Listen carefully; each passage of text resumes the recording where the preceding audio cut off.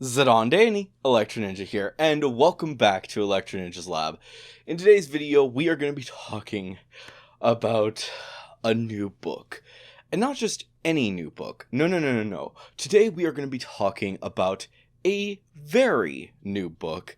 As in, well, literally this year. Now, before we actually talk about this amazing book, I want to make a big statement. This book may just be the next Harry Potter / Percy Jackson / many other series. But the point is, this is going to probably be the book series of the young adults of this generation. They're going to be talking about this series for years to come, and honestly, I think that people are going to be loving this series until eventually. Probably never. Probably it's just going to keep going. But anyways, with that being said, let's talk about Skandar and the Unicorn Thief by A.F. Stedman. Now, this book is truly an amazing series, or book. As of right now, it is book 1 of 1, but they are, from what I can see, she is planning to continue the story and write more. With my guess is that they're going to have them go through at least 5 years or 5 books, because that's what they've kind of laid out as that's the timeline for this world. Similar to how My Hero Academia did. 3 specifically has mentioned 3 years, even though we still are just at 1, and how Harry Potter mentioned 7 years, and so on and so forth, continuing on. That is kind of what Skandar is doing right now. This first book is the first year that Skandar has in his, school, where he is learning about unicorns and learning to ride unicorns.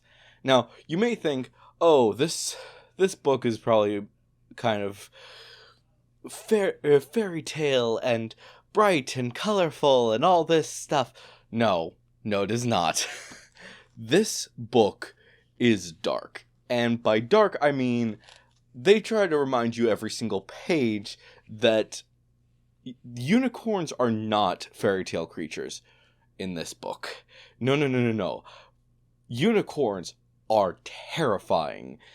And they are magical creatures that will kill you on instinct.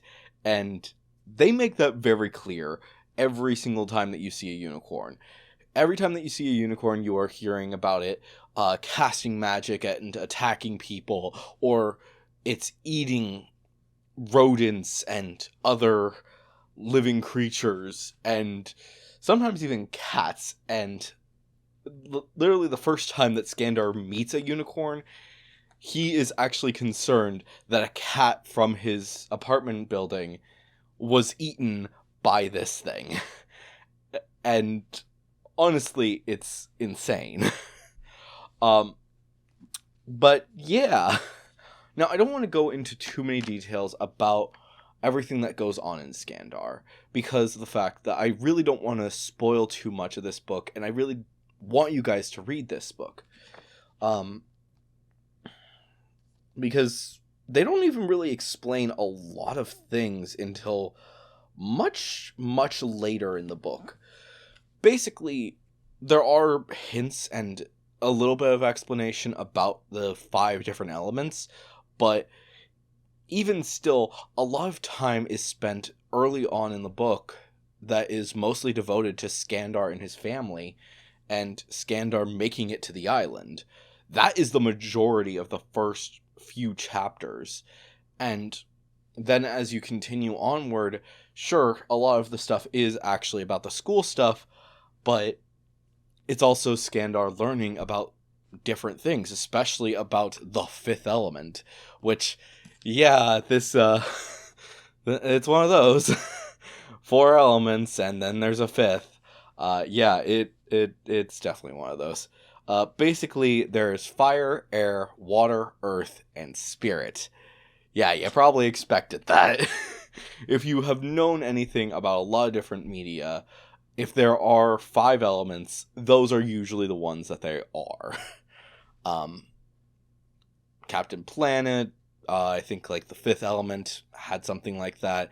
Even Ninjago, back when they only had 5 elements, which were not the same as as standard stuff, they still had 4 elements and then one that was basically the heart of the group. It's just a thing, apparently. Obviously, ice, lightning, fire, and earth, and then green. And then, yep. That's how Ninjago works.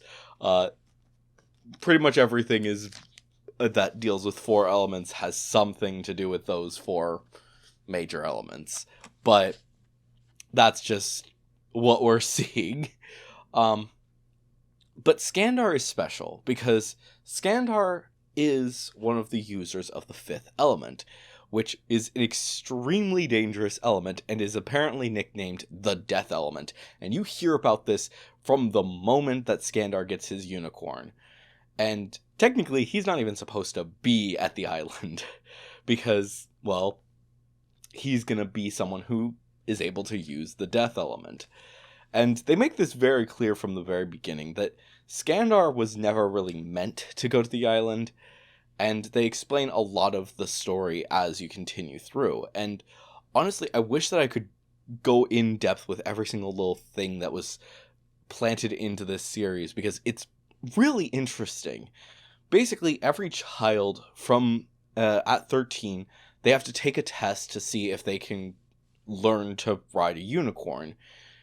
Unfortunately, if they happen to be someone who has the spirit element, they are automatically failed, and if they are someone who has a chance to be able to use one of the other elements, then obviously they'll get their chance to open up the door.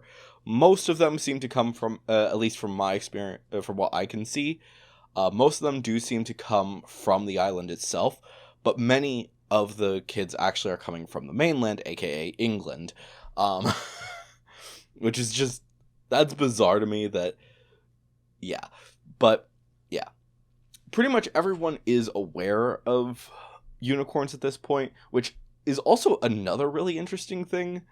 Obviously, in a lot of these mythical stories, a lot of the time, especially if it's in modern day, the people in this world that are not able to use the magic are not able to even see it, or they're not able to experience it, they're not allowed to for whatever reason.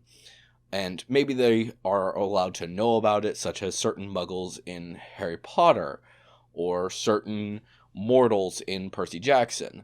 But for the most part, people don't know about what exactly is going on behind the scenes. In this world, though, the mainland is blatantly aware that unicorns are running rampant, and they need unicorn riders from the mainland to come to the island in order to keep them tame. And honestly, it's a really interesting concept. But it also raises some interesting questions for me as to, could this also mean that other people are going to eventually get unicorns? We'll get into that at some point as we talk more about this series, but for right now, just know that there's definitely some things that I can see being in the works that will honestly be really interesting if they actually go the direction that I'm imagining that they will. But yeah, it's honestly really exciting to see a story where, rather than the main character being hidden away from the rest of the world because of magic in general, the hero is only hidden away in a certain degree. They're hiding one aspect of themselves. They're not, Skandar isn't supposed to be there.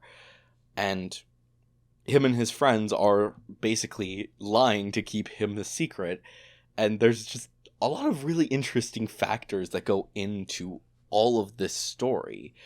And it makes me wonder how exactly they're going to move forward as the story continues. Are they going to make something that fans will enjoy, or could it end up being something that might end up badly? The reason I bring this up is because this book does remind me, to a certain degree, of, well, Aragon. If you guys aren't fully aware of what Aragon is, well, it's a pretty good book, and it's an even better movie, in my opinion. But a lot of what happens, especially in the later books, is that he wasn't the best writer in the first place, and he went overboard in trying to overcorrect. And obviously, there were a lot of problems with things as they went on. And the reason that I get drawn to that with Skandar is because a lot of the details that they make out for Skandar are very similar to that of Aragon. Clearly, the creator was a big fan of a lot of other media, things like Harry Potter, Percy Jackson, and Aragon. One of the big things that they mention over and over again is the fact that if a unicorn dies, the writer survives. But if the writer dies, the unicorn dies, which is very similar to everything that's going on in Aragon. If a dragon dies, the master continues to live, but if the writer dies, the dragon dies. It's a sad life, to be honest, but it's also very interesting to see that compared to Aragon, dragons were always good, and they have the right to choose whether or not they want to be ridden by a mortal, or if they want to live out their lives being immortal. And yes, many of them choose to have a rider, and what they're doing is a selfish act to be basically the heroes of the world, to continue to ride through to fly through the air and be heroes alongside their riders. Meanwhile, in this, every unicorn is born to have a rider, but it's not a selfless act. To a certain degree, it feels like it's forced upon the unicorns, as if a unicorn lives, it is both a terrible thing for the unicorns, but also terrible for the rest of the world. Because while tame unicorns are monstrous,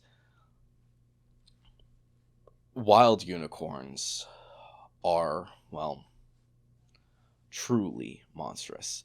Monstrous beyond compare.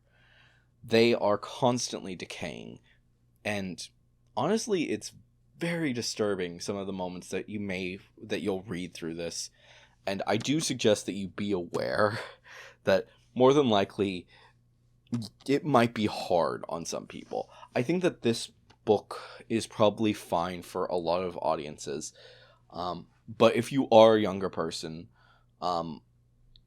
then probably you shouldn't read it. Obviously, if you're a young adult, you're probably going to be fine. Especially if you like horror-esque type things. If you like things like Miss Peregrine's, you'll probably like this. But just be aware that it does have some graphic imagery that is mentioned, so it can be a bit disturbing for some people. Just be aware of that. But other than that, it's still a truly amazing book, and I really can't wait to see where A.F. Stedman goes with this, because this, like I said, this is her first book, and it's the first book of the series, and it just came out in May. Who knows where she's going to go from here? Is she going to continue to write the Skandar series, creating some truly amazing stories as we get to see more from the different elements and understand more about Skandar as he continues on his journey? Or are things going to get, well, not as interesting as we think, and is it going to end prematurely? It could absolutely happen, depending on what exactly people think of this series. And that's one of the big reasons why I made this video. Because not very many people are talking about this book yet. And I think that there really should be more people talking about this series. And if you are going to read it, I absolutely do recommend it. I may have gotten my copy from Barnes & Noble, but you can get it anywhere, thank goodness, because it's a really good book. And seriously, check it out. And if you aren't necessarily someone who reads, I still suggest that you at least listen to it. I do know for a fact that Audible does have it, and that's where I listen to it for the most part. So, yeah, if you want to listen to this book or read it, there are options. So, please do read it.